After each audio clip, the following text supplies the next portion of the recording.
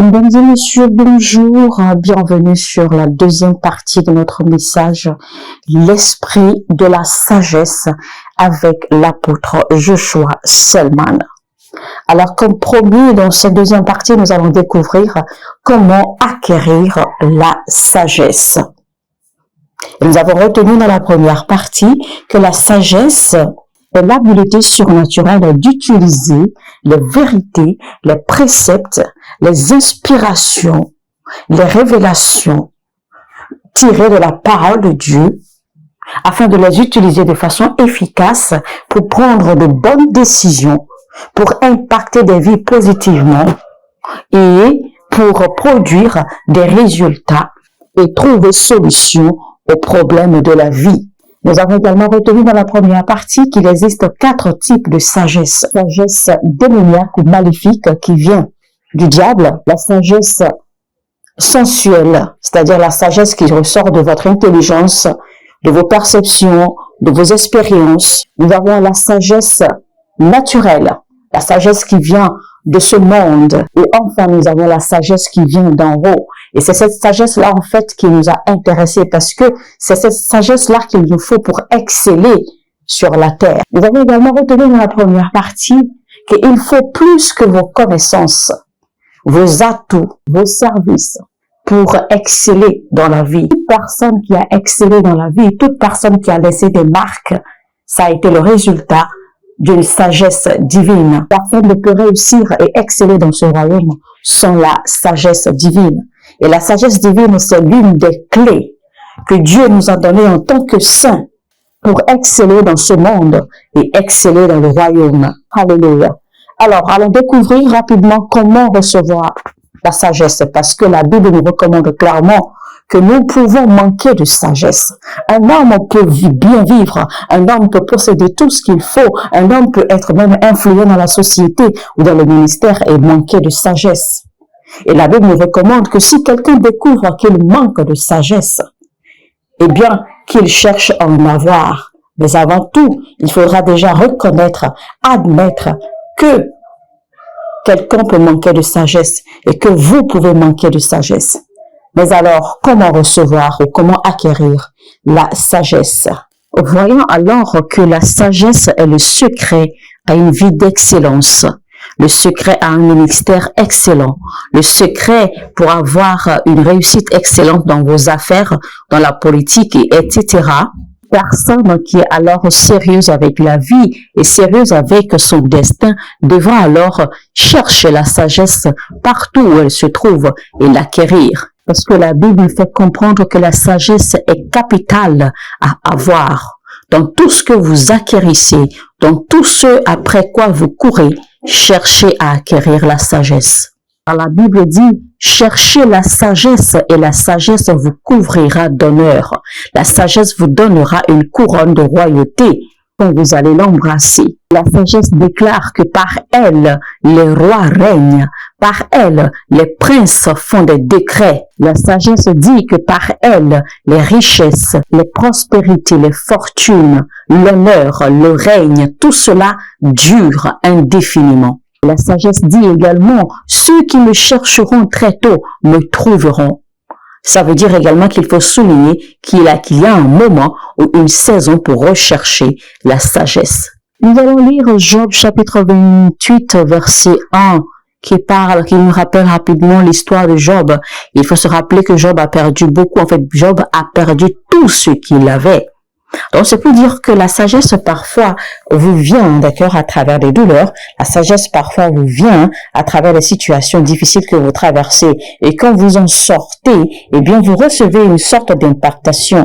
Vous recevez une sorte de transfert de sagesse, de connaissance ou de révélation même. La sagesse parfois vous vient ou est générée des douleurs, des peines ou des situations que vous traversez. Nous allons parcourir un peu la sagesse que Job a décrit ici, après qu'il se soit repris du milieu de ses douleurs, qu'il ait réfléchi sur lui-même. Eh bien, voici un peu la sagesse que Job nous relate à partir du verset 1. jusqu'au verset 12. Nous allons lire. Il existe des lieux d'où l'on extrait l'argent. Il y a des endroits où l'on affine l'or. On sait comment extraire le fer de la poussière, fondre le minerai pour en tirer le cuivre. On fait reculer les frontières des ténèbres sous terre. On explore les mines. On va chercher les pierres noires dans d'opaques ténèbres. Dans les galeries que l'on perce, à l'endroit où le pied a perdu tout appui, les mineurs se balancent, suspendus dans le vide, loin des autres humains.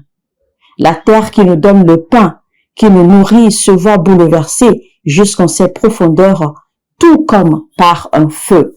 Alors, je m'arrête là rapidement pour vous rappeler en fait que ce que Job essaie de dire ici dans le verset 5 parlant de la terre qui nous donne le pain, c'est pour vous dire en fait que votre pain quotidien ne se trouve pas quelque part caché. Votre pain quotidien se trouve dans la terre. Et parlant de la terre, nous parlons ici des hommes. Donc, votre pain quotidien se trouve dans la main des hommes. Donc, il existe ce qu'il faut faire pour provoquer que votre portion vous soit relâchée dans votre vie sur la terre.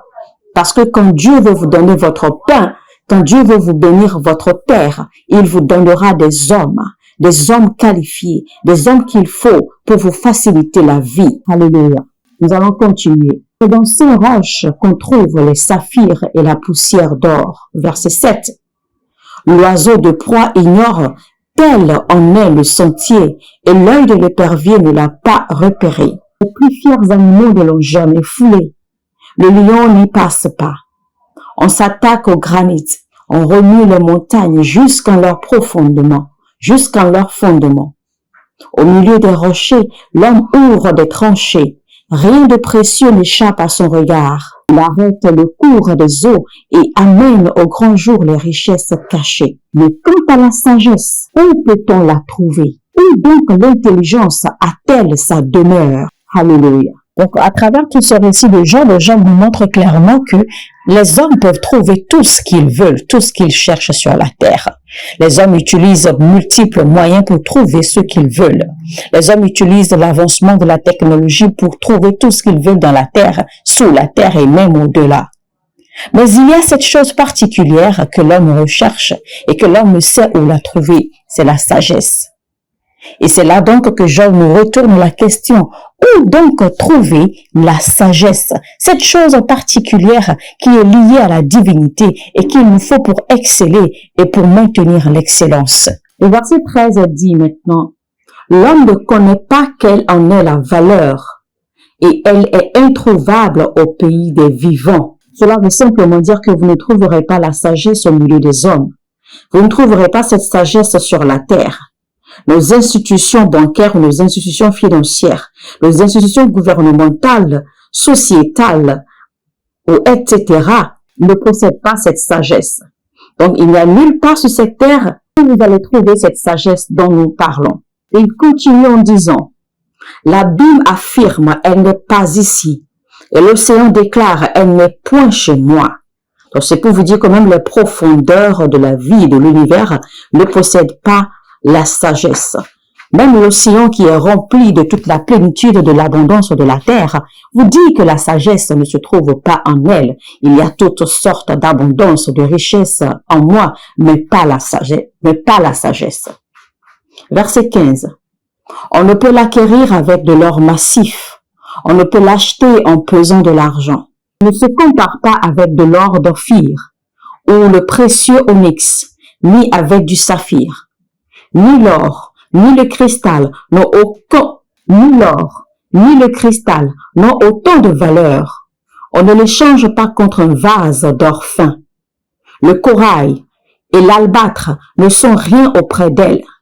La sagesse vaut plus que des perles précieuses. La topaze éthiopienne n'égale pas son prix, et l'or le plus fin même n'atteint pas sa valeur.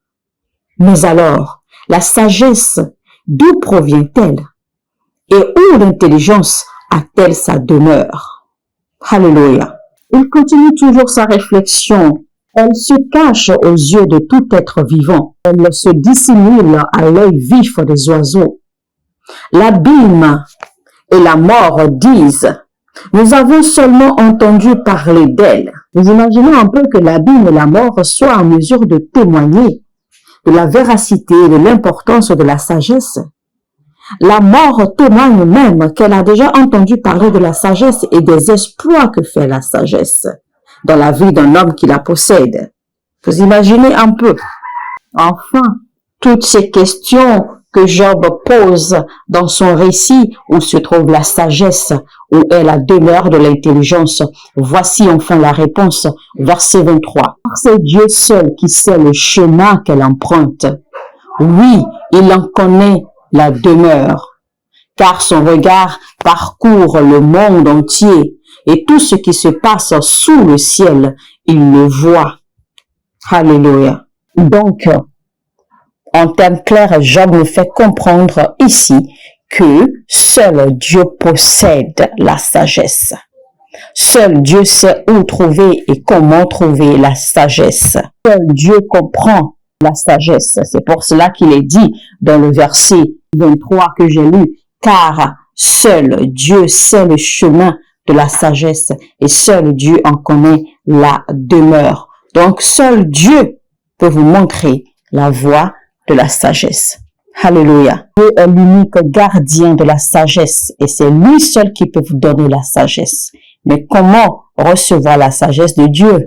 Personnellement, j'ai eu à croiser des gens qui pouvaient manifester une sagesse surnaturelle. J'ai eu à croiser des gens qui pouvaient manifester la sagesse naturelle, la sagesse de tous les sens, la sagesse de tous les jours.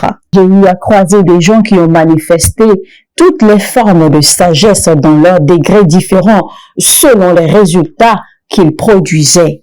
J'ai croisé très peu de personnes qui ont manifesté une sagesse surnaturelle, une sagesse divine, une sagesse qui était hors de l'entendement humain. Vous savez, de mon expérience personnelle, j'ai eu à écouter le message de Pat Robertson et il avait témoigné en fait que au début de son ministère, quand il était jeune, il avait demandé 3 choses essentielles à Dieu. C'était sa prière. Il avait demandé que le Seigneur lui donne la sagesse, que le Seigneur lui donne la faveur et que le Seigneur lui donne l'onction du Saint-Esprit. Personnellement, j'ai pris note de cela. Alors, j'ai fait la même prière et quand je fais la même prière moi-même, le Saint-Esprit m'a répondu en utilisant le verset qui dit « Suis seulement ceux qui m'ont suivi à travers la foi et par la patience et qui ont finalement obtenu la manifestation des promesses. » La sagesse dont nous parlons ici ne s'obtient pas automatiquement parce que vous avez répondu à l'appel de Dieu ou parce que vous avez été oint pour être ordonné, etc. Non, il faut tout un travail. Il faut une poursuite acharnée et dévouée, passionnée, sincère pour rechercher et trouver cette sagesse de Dieu. Je vous recommande à cet instant partout où vous nous écoutez maintenant, prenez une pause, prenez quelques minutes et demandez, réclamez que Dieu vous impacte de l'esprit de la sagesse maintenant. Priez pendant quelques minutes. Je vous montre quelque chose, une réalité. Tout ce qui vient de Dieu, même si c'est un don, il y a toujours des conditions. Il y a des préceptes et principes à respecter. Il nous est démontré dans Romains 10, du verset 8 au verset 12, qu'il existe des conditions, d'accord, à votre marche dans le salut. Il existe des conditions, des principes pour recevoir la manifestation effective des promesses de Dieu. Et bien, la première condition et qui est universelle, c'est déjà de croire en son cœur, d'appliquer la foi et de confesser de sa bouche. Et quand on évolue vers le verset 14, on découvre qu'il y a encore bien de conditions, qui dit par exemple, « Mais comment feront-ils appel à lui s'ils n'ont pas cru en lui ?» Donc voici encore une autre condition, il faut croire. Et comment croiront-ils en lui s'ils ne l'ont pas entendu? Et donc voici encore une autre condition, il faut déjà entendre, il faut déjà recevoir, c'est-à-dire entendre. Ensuite il dit, et comment entendront-ils s'il n'y a personne pour le leur annoncer? Et comment y aura-t-il des gens pour l'annoncer s'ils ne sont pas envoyés? Vous voyez? Donc, les conditions sont multiples. Déjà, il faut croire, mais pour croire, il faut entendre. Et pour entendre, eh bien, il faut qu'il y ait quelqu'un pour annoncer ce que vous devez entendre. Et donc, il faudra un prédicateur, un ministre de Dieu, un pasteur, un homme de Dieu, tout ce que vous voulez, pour faire passer le message que Christ prêche. Donc, selon l'Écriture, le prédicateur est envoyé de Dieu. Le prédicateur prêchera, il passera le message de Dieu. Vous recevrez le message de Dieu. Vous y croirez, vous l'appliquez, vous priez avec, vous demandez et vous recevrez la manifestation. Il existe des conditions pour acquérir l'esprit de la sagesse. Si vous cherchez par exemple à atteindre des dimensions plus élevées de la connaissance ou dans tout ce que vous voulez, eh bien forcément vous allez vous référer à des livres, à des documents, à des expériences, à des faits qui ont déjà été enregistrés afin de nourrir votre connaissance et de bâtir en fait votre connaissance et tracer le chemin qu'il faut pour que vous puissiez atteindre la connaissance ou la révélation ou la clé que vous recherchez. Si je prends par exemple que vous voulez en fait ou que vous cherchez par exemple en fait comment jouir efficacement des bénédictions de Dieu, eh bien, je suis sûr que vous allez vous référer au verset biblique suivant, Ésaïe 51, à partir du verset 1, par exemple, qui nous donne, en fait, les principes et les préceptes bibliques qu'il faut pour pouvoir, en fait, jouir efficacement des promesses, des bénédictions de Dieu.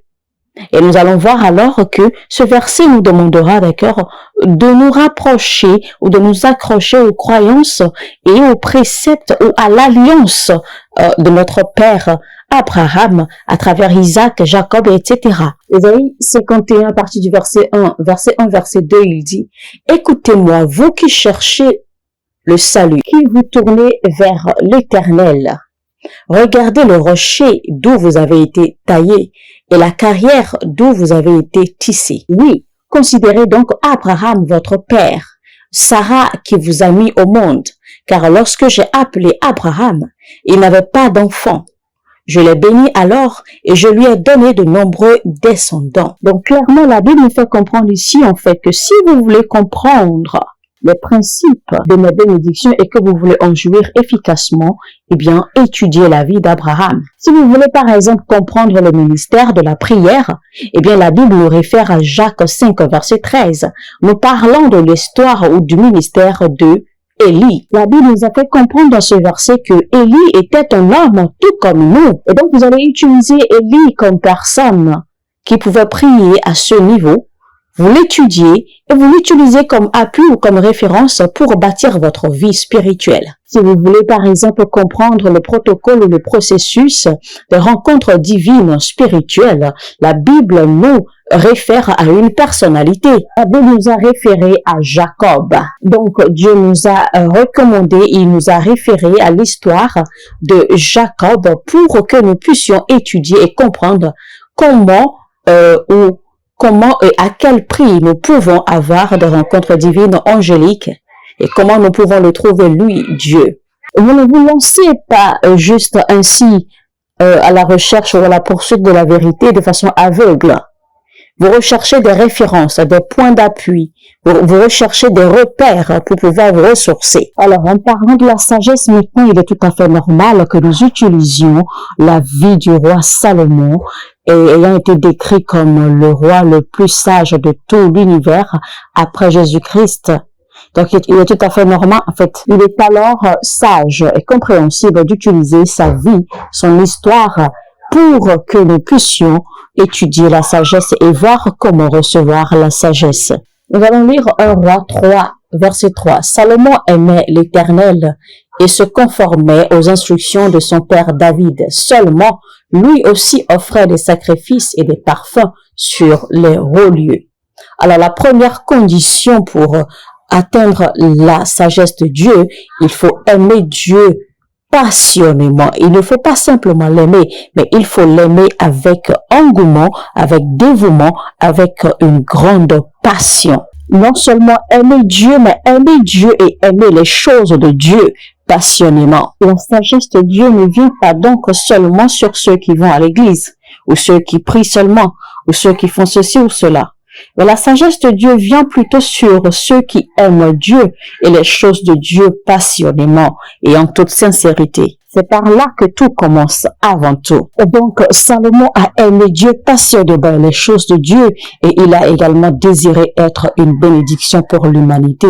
Alors, nous allons continuer le verset qui dit, alors non seulement le roi Salomon a aimé Dieu passionnément et les choses de Dieu passionnément, mais il a également désiré être une bénédiction pour l'humanité. Alors nous allons continuer le verset. Un jour, le roi se rendit à Gabaon, où se trouvait alors le lieu le plus important. Pour offrir un sacrifice, il fit immoler 1000 holocaustes sur cet autel. Et pendant la nuit, l'Éternel lui apparut là en songe et lui dit, demande ce que tu désires que je t'accorde. Alors le roi Salomon dit, tu as témoigné une grande bienveillance à ton serviteur David, mon père, parce qu'il vivait fidèlement selon ta volonté, de façon juste et avec un cœur droit. Tu lui as conservé cette grande bienveillance et tu lui as accordé un fils qui siège aujourd'hui sur son trône.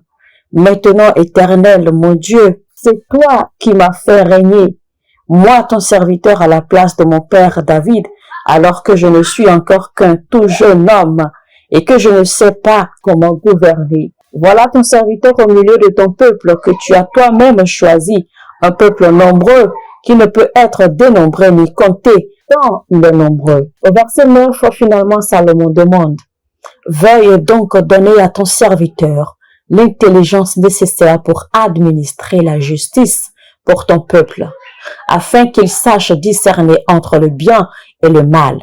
Sans cela, qui pourra administrer la justice pour ton peuple qui est si nombreux? Donc, deux conditions pour acquérir la sagesse de Dieu. Premièrement, il faut avoir une passion excessive pour Dieu, un amour passionné pour Dieu et pour les choses de Dieu. Et deuxièmement, il faut avoir un désir ardent d'être une bénédiction pour les autres, pour l'humanité. Alléluia. Alors, mesdames et messieurs, c'est donc la fin de notre message, l'esprit de la sagesse avec l'apôtre Joshua Selman. Si vous n'êtes pas encore abonné à cette chaîne, faites-le maintenant et activez la cloche de notification afin de recevoir notification chaque fois que nous publions le message du genre. Alors, mesdames et messieurs, pour soutenir notre œuvre à travers cette chaîne, vous pouvez devenir membre ou partenaire ou nous envoyer vos contributions, des semences, des offrandes, etc. pour soutenir cette œuvre. Il suffit simplement de regarder dans la description de cette vidéo, vous verrez le numéro WhatsApp. Contactez-nous en privé et vous serez orienté. Vous pouvez également cliquer sur le lien attribué et recommandé dans la description de cette vidéo afin de devenir membre ou partenaire de cette chaîne. Et surtout, n'oubliez pas, likez maintenant ce contenu, likez si vous avez suivi ce message. Vous n'allez pas comprendre sans avoir recours à la première partie. Alors, je vous recommande de faire recours à la première partie afin de suivre proprement ce message qui est si édifiant jusqu'au bout. Et je suis certaine que, à travers ce message, quand vous aurez fini, l'Esprit de Dieu, l'Esprit de la sagesse vous sera impacté dans le nom de Jésus-Christ. Alors, mesdames et messieurs, eh bien, selon les nouvelles règles de YouTube, vous ne pouvez pas suivre une vidéo et ne pas aimer. Parce que si vous n'aimez pas et que vous ne partagez pas le lien de la vidéo ne pourra pas être recommandée pour toucher plus d'âmes. Alors, devenez des anges de l'évangélisation. Aimez maintenant ce que vous entendez. Aimez, cliquez sur le pouce levé vers le haut et copiez le lien et partagez au maximum. Sur ce, je vous dis que Dieu vous bénisse et à bientôt.